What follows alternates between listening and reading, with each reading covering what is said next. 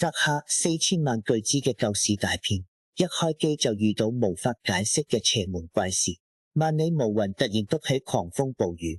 貴價嘅拍攝機器接連無故失靈，工作人員更接二連三出事，成個人都完全崩口球。關鍵時刻，泰國嘅白龍王破例親自嚟到香港做法事，隨口改咗3個字，唔單止破開邪局，仲一舉救翻成個香港影壇，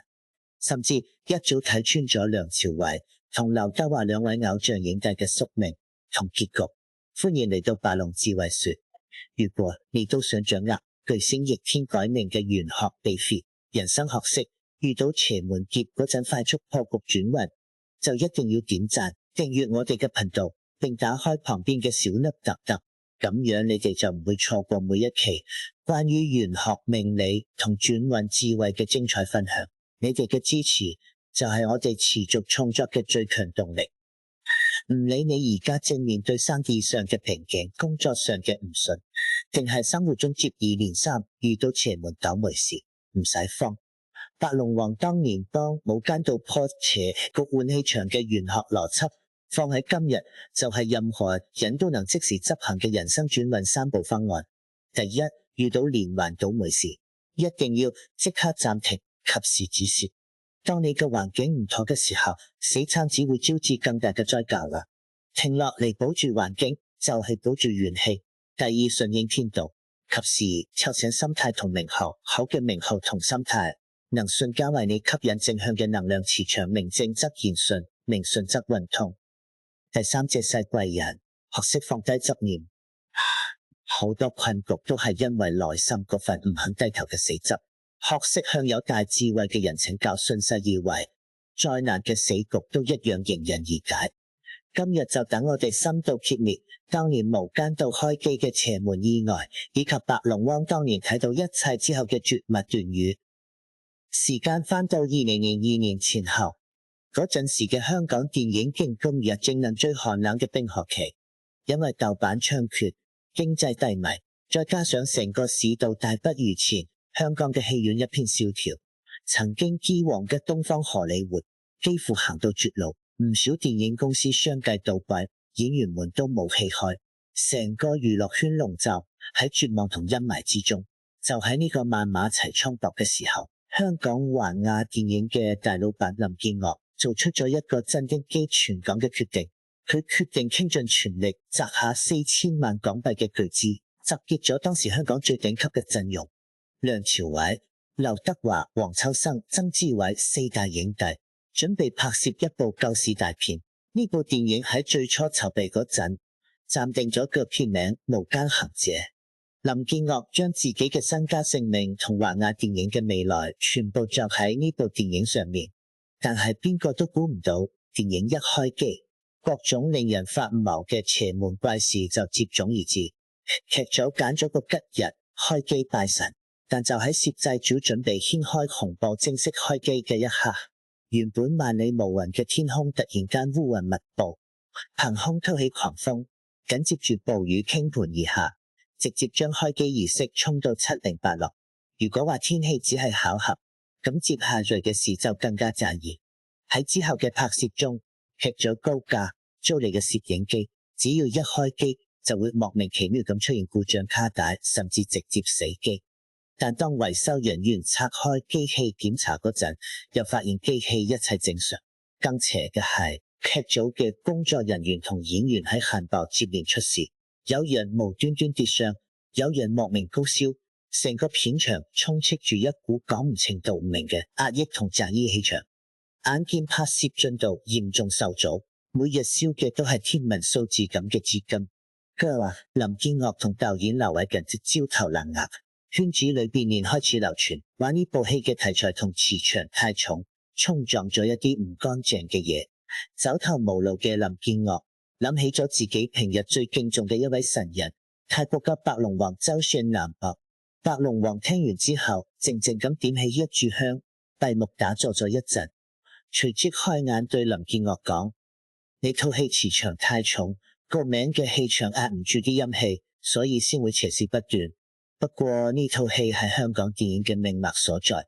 我點都要親自走一趟。為咗挽救呢部戲，平日極少離開泰國嘅白龍王破例做出咗一個震撼娛樂圈嘅決定，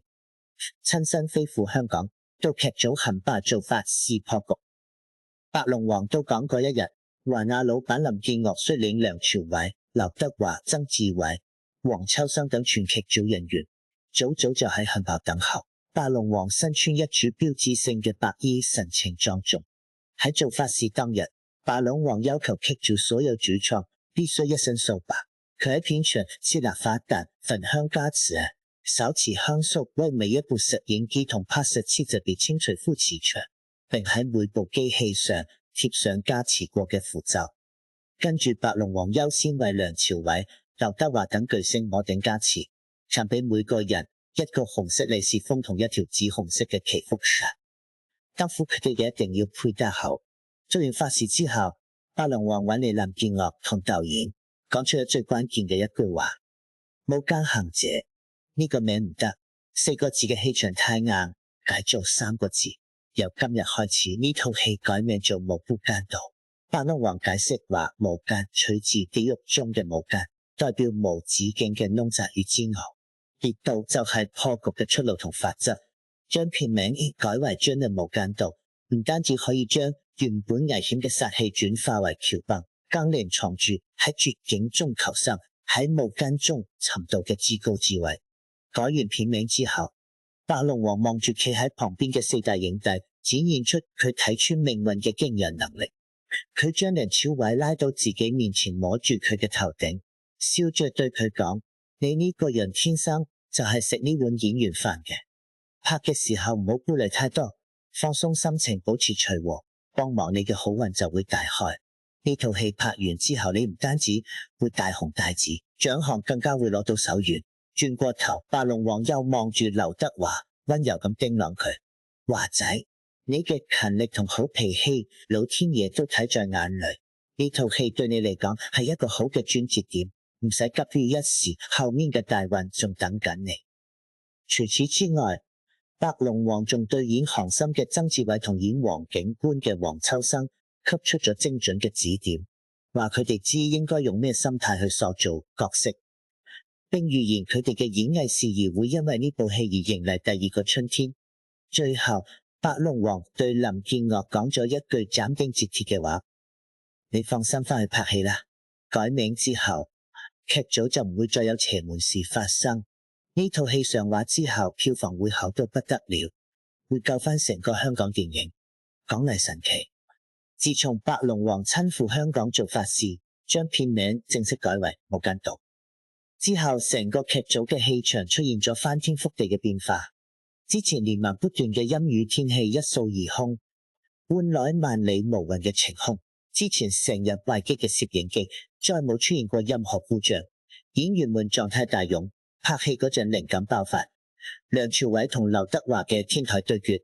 更加成為華語影史嘅經典絕響。成個拍攝過程順風順水，最終提前圓滿殺青。2002年底，無間道喺全港隆重上映，上映之後嘅成績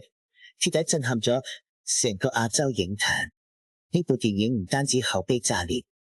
更加創造咗接近28萬港幣嘅票房神話，一舉奪得當年香港電影嘅票房冠軍。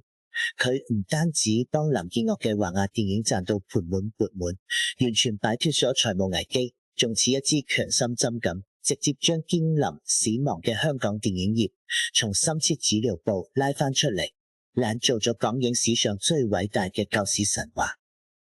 更令人毛骨悚然嘅係，白龍王當日嘅所有預言，全部喺之後嘅時間裏面完美應驗。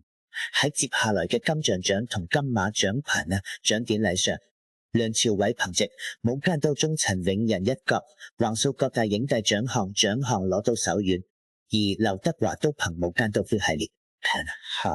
喺之後嘅無間道3順利得金馬影帝，攀上演藝事業嘅高峰。曾志偉同黃秋生更憑呢部戲再度爆紅，成為圈內冇人能及嘅頂尖演技派。甚至幾年後，荷里活大導演馬田史高西斯買下無間道嘅版權，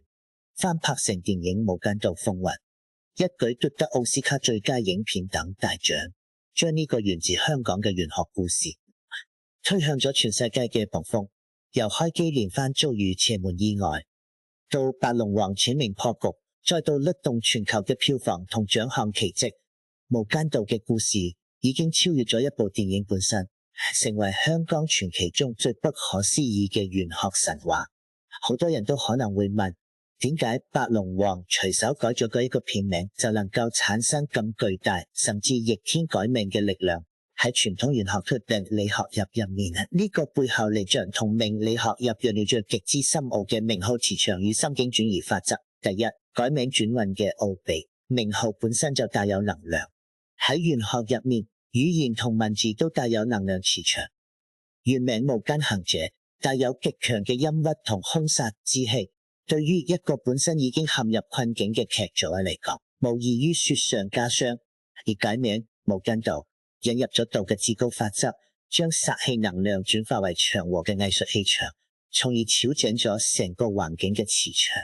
第二，極致嘅心理暗示同正向能量轉移。當白龍王為全體人員做法事摩頂祈福之後，劇組上下嘅恐慌同消極情緒瞬間被清除，取而代之嘅係強大嘅信心同安全感。當所有人嘅念頭都轉向正面積極嘅方向時，好嘅運勢自然就會迎運而生。無間地獄裏面最深刻嘅痛苦，係因為身處其中嘅人永遠唔肯放低自己嘅執念，而人生嘅好多絕境，好多時都係因為我哋死執住某樣嘢唔肯放手。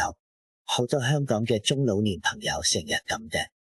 而家社會競爭激烈，又見到身邊嘅後生仔遇到少少考驗，就覺得走投無路，怨天尤人。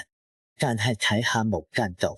當年由邪門困境到逆天改命嘅過程，我哋就會明白，人生冇絕對嘅死局。當你覺得行唔通嘅時候，換個角度，換個心態，改個名號，肯向大智慧低頭，